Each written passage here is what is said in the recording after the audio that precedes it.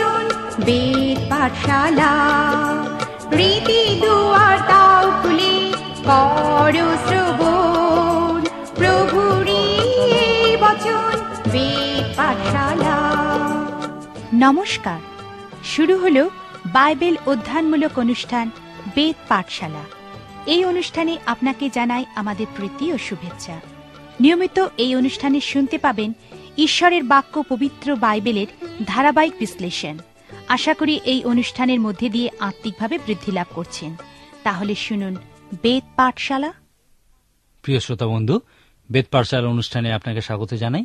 গত অনুষ্ঠানে আমরা 1 করিন্থীয় 13 অধ্যায়, যাকে প্রেম বিষয়ক মহান অধ্যায় বলা হয়, সেখান থেকে প্রেমের তুলনা দেখেছি এবং প্রেমকে 15টি পুণ্যময় বিষয়ে ভাগ হতে দেখেছি। এই 13 অধ্যায় শেষে প্রেমকে তুলনা করে পার্থক্য দেখানো হয়েছে। এখানে সাধু পৌল আত্মিক উপহারের সঙ্গে প্রেমের পার্থক্য করে দেখিয়েছেন যে আত্মিক উপহার কখনোই প্রেমের স্থান নিতে পারে না, কারণ প্রেম আত্মিক উপহার থেকে অনেক বেশি দীর্ঘস্থায়ী। একটা সময় আমাদের আর পরভাষার প্রয়োজন পড়বে না, ভবিষ্যৎবাণীর প্রয়োজন হবে না, আত্মিক উপহারের প্রয়োজন পড়বে না, আর সেই সময়টা হলো যখন যীশু খ্রিস্ট দ্বিতীয়বার আসবেন। কিন্তু এই অধ্যায় শেষে সাধু পৌল বলেছেন 3টি বিষয় অনন্তকাল স্থায়ী হবে। সেই 3টি বিষয় হল বিশ্বাস, প্রত্যাশা, প্রেম। আর সাধু পৌলের মত অনুযায়ী এগুলির মধ্যে প্রেমই শ্রেষ্ঠ। এখন প্রত্যাশা হল ঈশ্বরের কাছ থেকে পাওয়া আত্মিক উপহার। প্রত্যাশা হল সেই দৃঢ় বিশ্বাস যা ঈশ্বর মানুষের হৃদয়ে দিয়েছেন যে তাদের জীবনে উত্তম কোনো বিষয় ঘটতে চলেছে। একথা বলা হয় যে মানুষের জীবন থেকে যখন এই প্রত্যাশা চলে যায় বা তারা যখন আশাহীন হয়ে পড়ে, তখন মানুষ আত্মহত্যা করে। এখন এই বিষয়টি কি খুবই আশ্চর্যজনক নয় যে লক্ষ লক্ষ মানুষের জীবনে কিছু না কিছু আশা আছে এবং তারা এই দৃঢ় বিশ্বাসের ফলে আত্মহত্যা করছে না? গীতসংহিতা 34 সংখ্যার গীতে রাজা দাউদ বলেছেন, ঈশ্বরকে আস্বাদন করে দেখো, তিনি সেই উত্তম বিষয় যে বিষয়টা তোমরা লাভ করার জন্য জন্মলগ্ন থেকে আশা করেছ। ইব্রিয় 11 অধ্যায়, যাকে বাইবেলে বিশ্বাস বিষয়ক অধ্যায় বলা হয়, সেখানে লেখা আছে, বিশ্বাস প্রত্যাশিত বিষয়ে নিশ্চয় জ্ঞান। আপনি কোনো উত্তম বিষয়ের প্রত্যাশা করতে পারেন, কিন্তু যখন বিশ্বাসের অভিজ্ঞতা লাভ করেন তখন আপনি সেই উত্তম বিষয়ে বিশ্বাস করেন, কারণ তখন আপনার এই দৃঢ় বিশ্বাসের একটা ভিত্তি থাকে। যাই হোক, যখন আপনার এই দৃঢ় বিশ্বাস থাকে যে আপনার জীবনে উত্তম কোনো বিষয় ঘটতে চলেছে, সেটাকেই বিশ্বাস বলা হয়। এই প্রত্যাশা খুবই গুরুত্বপূর্ণ, কারণ তা বিশ্বাসের দিকে এগিয়ে নিয়ে যায়। এই 3টি বিষয় বিশেষ গুরুত্বপূর্ণ, কারণ ইহা অনন্তকাল স্থায়ী। প্রত্যাশা মহান, কারণ ইহা বিশ্বাসের দিকে এগিয়ে নিয়ে যায়। বিশ্বাস মহান, কারণ ইহা ঈশ্বরের দিকে নিয়ে যায়। ইব্রিয় 11 অধ্যায় বলা হয়েছে, বিশ্বাস ছাড়া ঈশ্বরকে খুশি করা অসম্ভব এবং ঈশ্বরের কাছে আসাও অসম্ভব। যারাই তাঁর কাছে আসবে তাদের অবশ্যই বিশ্বাস করতে হবে যে তিনি আছেন, এবং যারা তাঁকে প্রকৃতই অন্বেষণ করে তিনি তাদেরকে উপহার দেন। অর্থাৎ বিশ্বাস প্রকৃতই মহান গুরুত্বপূর্ণ, কারণ বিশ্বাস ছাড়া ঈশ্বরের কাছে আসা এবং তাঁকে খুশি করা প্রকৃতই অসম্ভব। তারপর সাধু পৌল বলছেন, এই যে প্রেমের বিষয় আমি তোমাদের বলছি তা অন্য 2টি বিষয় থেকে আরো মহান। ইহা সত্য, কারণ প্রেম আপনাকে এমন কিছুর দিকে নিয়ে যায় না যা আপনাকে ঈশ্বরের দিকে নিয়ে যায়, কিন্তু আপনি এই প্রেমের মধ্যে দিয়েই ঈশ্বরের কাছে পৌঁছান, কারণ ঈশ্বরই প্রেম। অতএব প্রেমই হল এই পৃথিবীতে সব থেকে শ্রেষ্ঠ বিষয়, কারণ ঈশ্বর এই পৃথিবীতে সব থেকে শ্রেষ্ঠ বিষয় এবং ঈশ্বরই হলেন প্রেম। আপনি কি কখনো এই ধাঁধাটি শুনেছেন? ঈশ্বরের থেকে মহান কি? শয়তানের থেকে মন্দ কি? মৃতেরা ইহা খায়, এবং যদি জীবিত মানুষ খায় তাহলে তারা মারা যায়। এর উত্তর হল কিছুই না। ঈশ্বরের থেকে মহান কিছুই না, শয়তানের থেকে মন্দ কিছুই না, মৃতেরা কিছুই খায় না, এবং যদি জীবিত মানুষ কিছু না খায় তাহলে তারা মারা যাবে। ঈশ্বরের থেকে মহান কিছুই নাই, আর যদি ঈশ্বর প্রেম হন তাহলে প্রেমের থেকে মহান কিছুই নাই। এই জন্যেই সাধু পৌল 1 করিন্থীয় 12 অধ্যায় শেষে এবং 13 অধ্যায় শুরুতে বলেছিলেন, এখন আমি তোমাদেরকে আত্মিক উপহার, সেবা কাজ এবং মণ্ডলীর শৃঙ্খলার থেকেও উৎকৃষ্ট এক পথের বিষয় দেখাবো। সেই জন্যই তিনি 13 অধ্যায় শেষ করে 14 অধ্যায় শুরুতে বলেছেন, তোমরা প্রেমের অনুধাবন করো, আবার আত্মিক বর সকলের জন্য উদ্যোগী হও। 1 করিন্থীয় পত্রটির অধ্যয়ন যখন আমরা শেষ করতে চলেছি, আমি 15 অধ্যায় থেকে 2-1টি বিষয় উল্লেখ করতে চাই।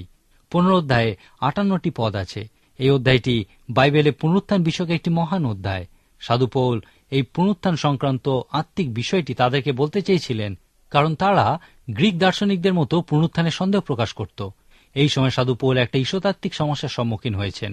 এখন সাধু পৌল শেষ যে সমস্যাটির উল্লেখ করেছেন সেই বিষয়ে তিনি বলেছেন, এই পত্রের শেষে আমি তোমাদের আরেকবার সেই সুসমাচারের বিষয়ে মনে করিয়ে দিতে চাই, যা আমি করিন্থে থাকার সময় প্রচার করেছিলাম। তোমরা তা বিশ্বাস করেছিলে, তোমাদেরকে তা রক্ষা করেছিল এবং তার উপরেই তোমরা দাঁড়িয়েছিলে, এবং যদি তোমরা অন্য কিছু বিশ্বাস করো তাহলে নিজেদেরকে হারিয়ে ফেলবে।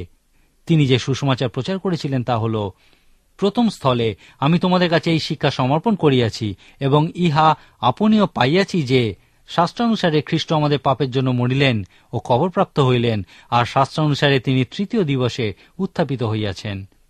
এই চমৎকার অধ্যায়ে সাধু পৌল পুনরুত্থানের সম্বন্ধে যে প্রথম বিষয়টি বলেছেন তা হল, করিন্থে আমি যে সুসমাচার প্রচার করেছিলাম পুনরুত্থান তারই একটা অংশ। স্পষ্টতই অনেক করিন্থীয় এই বিষয়টা বুঝতে পারেনি। আপনি কি জানেন যে যীশুখ্রিস্টের সুসমাচার কি? যীশুখ্রিস্ট বলেছিলেন, সমুদয় জগতে যাও এবং সুসমাচার প্রচার করো। অনেক মানুষই তা করে না, কারণ তারা জানে না সুসমাচার কি। এখন আপনি যদি সুসমাচার কি তা না জানেন, তবে কিভাবে তা প্রচার করবেন? সাধু পৌল বলেছেন, সুসমাচার দুটি বিষয় নিয়ে গঠিত। প্রথমত, শাস্ত্রানুযায়ী যীশু খ্রিস্ট আপনার পাপের জন্য মৃত্যুবরণ করেছেন। দ্বিতীয়ত, পবিত্র শাস্ত্রানুযায়ী যীশু খ্রিস্ট মৃত্যু থেকে পুনরুত্থিত হয়েছেন। যদি প্রথম বিষয়টি আপনি বিশ্বাস করেন যে যীশু খ্রিস্ট আপনার পাপের জন্য মৃত্যুবরণ করেছেন, তার ফলস্বরূপ আপনি ক্ষমা লাভ করতে পারেন। যখন আপনি দ্বিতীয় বিষয়টি বিশ্বাস করবেন যে যীশু খ্রিস্ট মৃত্যু থেকে পুনরুত্থিত হয়েছেন, তার ফলস্বরূপ উত্থিত খ্রিস্টের সঙ্গে সহভাগিতায় আসতে পারেন।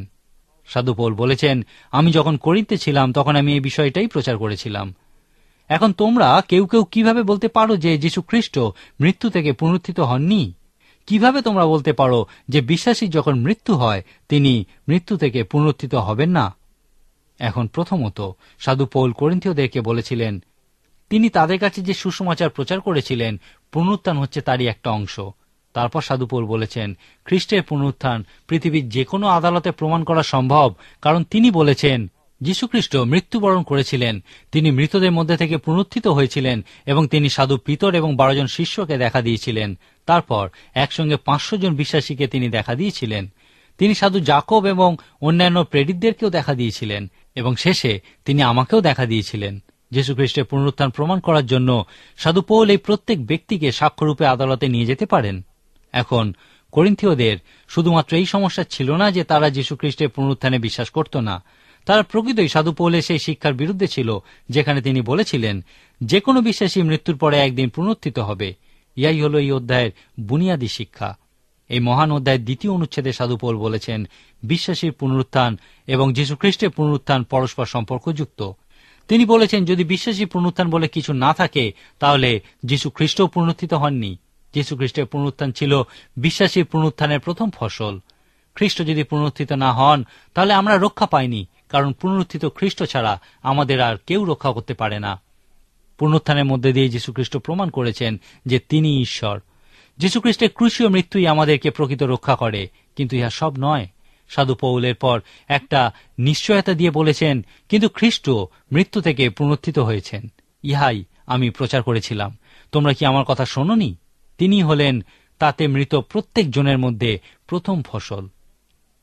এই অধ্যায়ের প্রধান অংশে সাধু পৌল বিশ্বাসীদের পুনরুত্থান সংক্রান্ত প্রশ্নের উত্তর দিয়েছেন।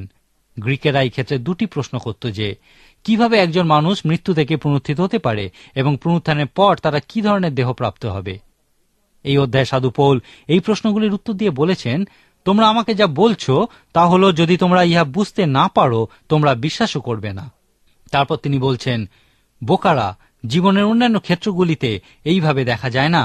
তোমরা একটা বীজ নিলে, তা মাটিতে পুঁতে দিলে এবং তা একটা সুন্দর ফুলে পরিণত হয়েছে। তোমরা কি বুঝতে পারছো কিভাবে ইহা ঘটে? না, তোমরা বোঝো না যে কিভাবে ইহা ঘটে, কিন্তু এই ঘটনায় তোমরা বিশ্বাস করো, কারণ তোমরা ইহা ঘটতে দেখেছ। তোমরা যে বীজ রোপণ করো, ঈশ্বর তাকে দেহদান করেন। এই নির্দিষ্ট কোনো একটি আকারে দেহদান করার ক্ষমতা ঈশ্বরের আছে। যখন কোনো বিশ্বাসী মারা যায় তখন তোমরা তাকে কবর দাও না, কিন্তু বীজ রূপে মাটিতে রোপণ করো। একদিন ঈশ্বর সেই বীজকে তাঁর ইচ্ছা অনুযায়ী নির্দিষ্ট দেহদান করবেন। এরপর সাধু পৌল বলেছেন, তোমাদেরকে স্বর্গের জন্য প্রস্তুত করতে ঈশ্বরকে 2টি সমস্যার সমাধান করতে হয়েছে। তোমাদের শরীর হল দূষিত এবং আত্মা হল ক্ষয়নীয়। রক্ত মাংস কখনোই ঈশ্বরের রাজ্যে প্রবেশ করতে পারবে না, কারণ দূষিত বিষয় সকল কখনোই নির্দোষ বিষয় সকলের অংশ হতে পারে না। তোমরা তোমাদের এই পার্থিব দূষিত শরীর নিয়ে কখনোই স্বর্গরাজ্যে প্রবেশ করতে পারবে না। অতএব ঈশ্বর তোমাদের শরীরে একটা অলৌকিক কাজ করেছেন, যেন তোমাদের দূষিত শরীর নির্দোষে পরিণত হয়। ঈশ্বর তোমাদের ক্ষয়নীয় আত্মাকে অক্ষয়নীয় আত্মায় পরিণত করার জন্যেও একটা অলৌকিক কাজ করেছেন। এরপর সাধু পৌল এই প্রশ্নের উত্তর দিয়েছেন, যীশু খ্রিস্টের দ্বিতীয় আগমনের সময় যারা জীবিত থাকবে তাদের কি হবে? সাধু পৌল থিসলোনিকীয় এবং করিন্থীয়দের শিক্ষা দিয়েছিলেন যে খ্রিস্টের দ্বিতীয় আগমনের সময় বিশ্বাসীদের পুনরুত্থান ঘটবে। খ্রিস্টের দ্বিতীয় আগমনের সময় আমরা যারা জীবিত থাকব স্বর্গে এই পার্থিব শরীর নিয়ে যেতে পারব না, অতএব আমরা চক্ষের পলকে রূপান্তরিত হব। সাধু পৌল একটা ছোট্ট গ্রিক শব্দ অ্যাটমো ব্যবহার করে এই বিষয়টি বুঝিয়েছেন। এই পুনরুত্থানের অলৌকিক কাজের মধ্যে দিয়ে ক্ষয়নীয় বিষয়গুলি অক্ষয়নীয় বিষয় সকলে পরিণত হবে, কারণ রক্তমাংস কখনোই ঈশ্বরের রাজ্যের অধিকারী হতে পারে না। এই সমস্ত বিষয়গুলি বলার পর সাধু পৌল এই আবেদন করেছেন, অতএব হে আমার প্রিয় ভাতৃগণ, সুস্থির হও, নিশ্চল হও, প্রভুর কার্যে সর্বদা উপচিয়া পড়ো, কেননা তোমরা জানো যে প্রভুতে তোমাদের পরিশ্রম নিষ্ফল নয়। পুরাতন বা নতুন নিয়মে এই শেষ সময় বিষয় বলার ক্ষেত্রে সর্বদা সুস্থির ও নিশ্চল হয়ে প্রভুর কার্যে উপচে পড়ার কথাই বলা হয়েছে। 16 অধ্যায়ের শুরুতেই সাধু পৌল বলেছেন, আর পবিত্রগণের নিমিত্ত চাঁদা সম্বন্ধে। এই চমৎকার পুনরুত্থান বিষয়ক অধ্যায়ের পর সাধু পৌল পরজাতীয় বিশ্বাসীদের কাছ থেকে যে সমস্ত জিহুদি দুঃখ কষ্টের মধ্যে ছিল তাদের জন্য ভালোবাসার দান সংগ্রহের কথা বলেছেন। সাধু পৌলের এই পত্রের গঠনমূলক অংশে খ্রিস্টীয় গোমাস্তার বিষয়ে বলেছেন, কারণ ইহাও আরেকটি আত্মিক বিষয় যা মণ্ডলীর সমস্যার সমাধান করতে পারে। 2 করিন্থীয় 8 এবং 9 অধ্যায় সাধু পৌল এই বিশেষ গুরুত্বপূর্ণ বিষয়ের কথা আলোচনা করেছেন। এখন এই 1 করিন্থীয় পত্রের শেষে পৌঁছে আমি বলতে পারি যে আমরা শুধুমাত্র এই পত্রটির একটা ধারণা লাভ করেছি। আমি আপনাকে বলতে চাই যে এই চমৎকার পত্রটির জন্য আরো বেশি করে সময় দিন এবং পত্রটির প্রত্যেকটি অধ্যায়, প্রত্যেকটি পদ খুব ভালো করে অধ্যয়ন করুন। বিশেষ করে এই পত্রটির গঠনমূলক অংশে 12 থেকে 16 অধ্যায় করিন্থীয় মণ্ডলীকে সমস্যার ক্ষেত্রে দেওয়া সাধু পৌলের অনুপ্রাণিত সাধারণ সমাধানগুলি অধ্যয়ন করুন। পবিত্র আত্মার কাজ এবং আত্মিক মানুষদের ক্ষেত্রে কি ধরনের শৃঙ্খলা থাকা উচিত সেই বিষয়গুলি ধ্যান করুন। পবিত্র আত্মার কাজের বিষয়ে ঈশ্বরের আজ্ঞারূপে সাধু পৌল 14 অধ্যায়ে যা বলেছেন তা লক্ষ্য করুন। সাধু পৌল এই পত্রটির গঠনমূলক অংশটি শুরুতেই বলেছিলেন, আমি চাই না তোমরা অজ্ঞ থাকো। আবার এই অংশের শেষে তিনি বলেছেন, যদি কেউ অজ্ঞ থাকতে চায় সে অজ্ঞ থাকুক। অন্য কথায় বলা যায় তিনি বলছেন, আমি এই সমস্ত বিষয়গুলি তোমাদের কাছে বললাম, এরপরেও যদি তোমরা অজ্ঞ থাকো তার অর্থ তোমরা অজ্ঞ থাকতে পছন্দ করছো। আমার বিশ্বাস আপনি আত্মিক বিষয়গুলির বিষয়ে অজ্ঞ থাকতে পছন্দ করবেন না। আপনার কি এই পুনরুত্থানের আশ্বাস আছে? আপনার কি এই প্রেমময় ঈশ্বরের সঙ্গে অনন্তকাল বাস করার বিশ্বাস আছে? আপনি পারবেন। আজকেই তাঁর উপর বিশ্বাস করুন। তাঁর নিঃস্বার্থ, নিঃশর্ত, অপ্রতিরোধ্য অনুপ্রেরণা দানকারী, ধ্বংস করা যায় না এমন ভালোবাসা আজকেই গ্রহণ করুন। আজকের মতো তাহলে এখানেই শেষ করি। ঈশ্বর আপনার মঙ্গল করুন। প্রিয় শ্রোতা বন্ধু, প্রভু যীশু সম্পর্কে অধিক জানতে হলে আমাদের ঠিকানায় যোগাযোগ করুন। আমাদের ঠিকানা হল বেদ পাঠশালা, পোস্ট বক্স নম্বর 8956, ধর্মতলা পোস্ট অফিস, কলকাতা 700013। আবার বলছি, বেদ পাঠশালা, পোস্ট বক্স নম্বর 8956, ধর্মতলা পোস্ট অফিস, কলকাতা 700013। নমস্কার।